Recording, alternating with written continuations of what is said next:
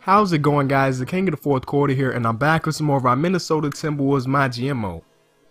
Now, in the very last episode, we went against the Detroit Pistons, a team that was basically at the bottom of the barrel, man, the very worst record in the league.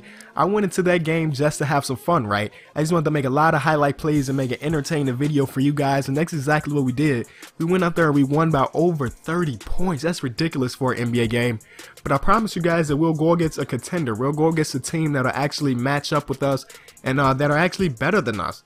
So that's exactly what we did here. We're in Oklahoma City going against the Thunder. They're leading the league with the very best record. They're sitting at 20-5, 20 wins, 5 losses. So this team is no joke, right? But we're not too far behind. We're third in the West. Yes, I said third in the West. This young Minnesota Timberwolves team is third. We're actually sitting at 19-7, really big, man. And going into this game, we're on a 9-game win streak. So we want to capitalize and just, oh my God. Wiggins is a beast on that break, right? Whew. Throwing it up, he cocked it all the way back, brought it to the rim.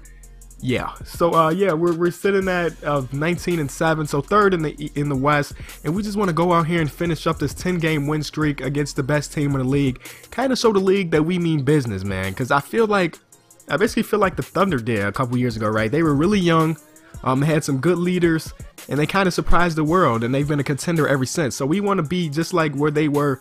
And in this game, I had to do some strategizing. Usually I don't. We'll play games and just play them out. But in this game, I did some defensive changes because they do have two of the very best players in the league in Russell Westbrook and Kevin Durant.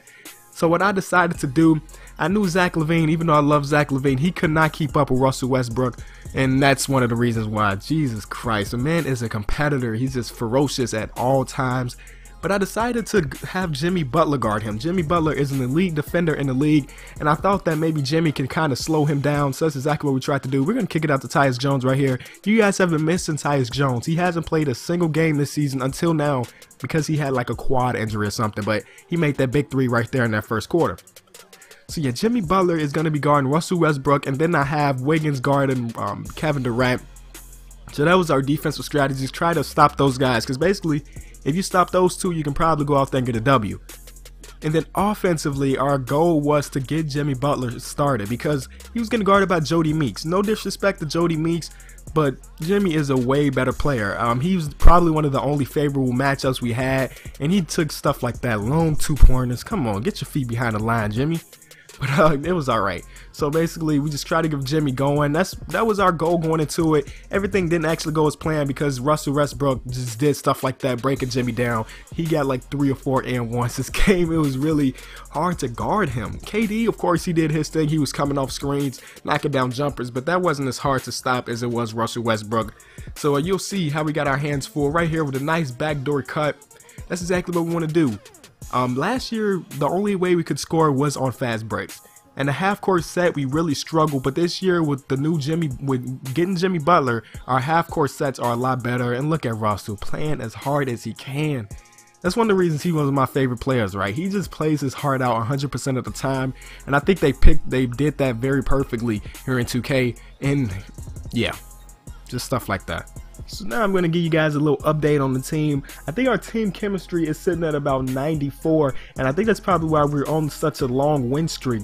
But there is it's always one fruit that kind of spoils everything, right? Hollis Thompson is not happy with his playtime. You can never keep everybody happy on your team, right? You can never do that. So what I'm going to have to do probably is get rid of Hollis Thompson. And I actually like Hollis, but he's been complaining about his minutes. So you know what I did? I took them all away. When Tyus Jones came back from that injury, I just gave Tyus all of Hollis Thompson's minutes. So we definitely got to get rid of him because he's been a cancer to this team. And once we do that, I think we'll be ready, man. I think we're ready. I don't think I'm going to make any more changes this year unless we have a major injury. In that case, we just have to go pick up somebody because I want to contend this year. I want to do what we can and get as far as we can so people know that we are the team to beat. See, Tyus Jones, man, he was doing big things in this first half, knocking down a couple big threes. That's why I kind of like him. He's actually sitting at that third point guard position, but sometimes you have Tony Roten running that shooting guard position, so Tyus could come in. And there's another three. That was from long distance with a hand at his face. You know he can make those big plays. So 56 to 55 at the end of the first half, and I'm kind of scared even though we got the lead, because like I said, man, I think we played a perfect game, and if we just make one more mistake, this could be it. So in the second half, we try to up the tempo a little bit, do our more running that we did last half, because that's the way we win games, right? We are the #1 fast break team in the league, so we're trying to get back to those ways. But when we are in the half court set, things do work out a little bit. We got plays running, and actually Wiggins has been doing a really good job of breaking down defenders exactly like that and finishing up the cup.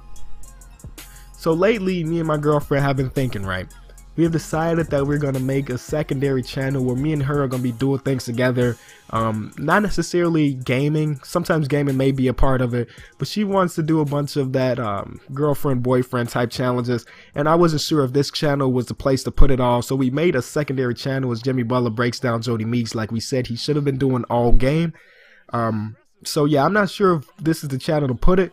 So we actually just made a secondary channel that you can click the screen right now to go subscribe to. There hasn't been a video uploaded yet, but I actually got something planned, guys. She doesn't watch my 2K videos, so she wouldn't know, but I got a nice prank plan for tonight. So hopefully tomorrow there will be a video up on the channel, and you can see all the stuff that we do, man. It's gonna be fun, because I think I'm a cool person, and she's cool too sometimes, so you get to see us with our daily things. Well, I don't know if it's gonna be daily, but just normal challenges and things like that, and it should be a lot of fun. So go ahead and check out the channel. We're still working on it, but a video should be up very, very soon. You see that spin cycle by Tony Roten finishing at the cup. He's been a big part of this team since we traded for him. I think that's the best move that we've made all year, or all since the series started. Even better than getting Jimmy Butler, because my man has been keeping that bench up to date and keeping them running. And usually when the bench squad comes in on a lot of teams, they end up losing, right? You can't match your bench players up with the other team starters, but Tony Roten kind of keeps us in the game. Like, his plus minus is actually one of the highest on the team, so I like having him in. And you see right there, we kind of got messed up with that matchup. Mitch McGrady took advantage of the smaller defender and put it up. This team's just playing really, really smart, and that's exactly what you have to, like, that's what happens when you play on Hall of Fame, right? The AI is a lot smarter, and they actually make basketball type plays. So in the fourth quarter, things start to get a lot more intense. We came into it only down by 2. See, we're going to get that block on Russell, but who's open at the top of the key? You can't lose that guy ever. Like, you just have to stick a body to him, because if they get that offensive board, it's over for us. And we always run in the break. You know, the team captain. I think Wiggins is still our team captain. Even with Jimmy Butler on the team, I still want to refer to Wiggins as the captain. So that's exactly what I'm going to do. So once things come down to it, man, things just kind of fall apart for us. You see right there, there's an N1, but I think that was Serge. So, you know, coach used to always tell us big time player make big time plays. So we're looking for that big time player that's gonna try to help us get this win. You see right there, Wiggins knocking down that shot, green release, so you know that's gonna be butter. And on this play, I was so mad, man. We cannot get beat off inbound plays. That was the quickest 2 points I've ever seen, and now they have the lead back. So we got less than 2 minutes left. We're just trying to maintain it. Like, we're going back and forth still, but we're still trying to keep ourselves in pace. See right here, Jimmy Butler's going to get in the corner. He's going to stop.